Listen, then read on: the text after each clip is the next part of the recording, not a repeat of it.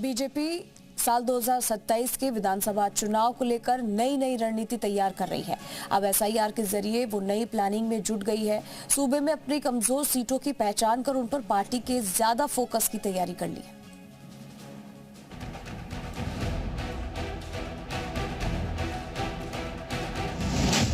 BJP बना रही रणनीति, 27 में बम्पर जीत का प्लान। एसआईआर से कमजोर सीट चिन्हित, विधायक सांसद संभालेंगे कमान।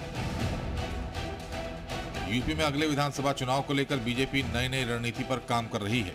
सिर्फ जीत ही नहीं, पार्टी इस बार हैट्रिक के साथ बम्पर जीत की तैयारी में लगी है और इसीलिए उसका फोकस उन सीटों पर है जहां पार्टी कमजोर है। इन कमजोर सीटों की पहचान के लिए बीजेपी एसआईआर का सहारा ले रही है।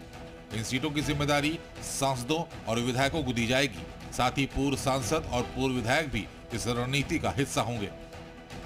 नियमित रूप से मतदाता सूचीगत संशोधन का काम होता रहा है, परंतु इस बार विशेष परिस्थितियों में काम हो रहा है, विशेष स्थिति से काम कराया जा रहा है ताकि गड़बड़ी ना हो, अवैध वोटर, फर्जी वोटिंग, घुसपैठियों की भरमार, इन पर रोक लग सके।